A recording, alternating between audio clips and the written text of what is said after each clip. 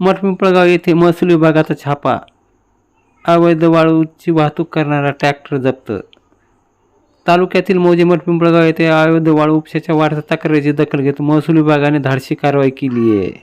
या कारवाईत विनापरवाना वाळू वाहतूक करणारा एक ट्रॅक्टर जप्त करण्यात आला असून संबंधित आरोपीवर कठोर कायदेशीर कारवाई करण्याची प्रक्रिया सुरू करण्यात आली आहे।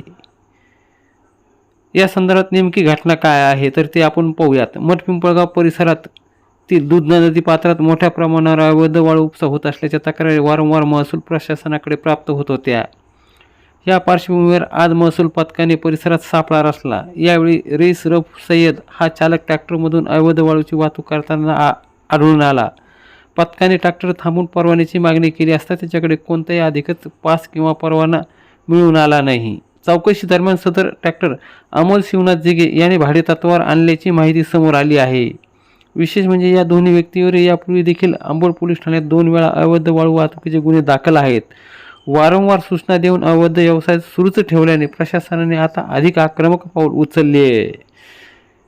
सदरची कारवाई अंबडचे उपविभागीय दंडाधिकारी उमाकांत पारधी, अंबड तहसीलदार विजय चव्हाण यांच्या मार्गदर्शनाखाली करण्यात आली असून सदरच्या कारवाईत सुनील कारंपुळे मंडळ अधिकारी अंबड, स्वप्नील खरात ग्राम महसूल अधिकारी, विकास डोळशे शिपाई, विशंभर केदार महसूल सेवक, महेंद्र भिंगारदेव पोलीस पाटील सदर यांनी या कारवाईत भाग घेतला आहे।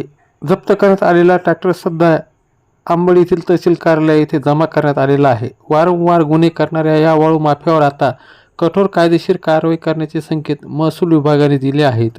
या कारवाईमुळे परिसरात अवैध वाळू उपसा करणाऱ्याचे धाबे दणाणले आहेत।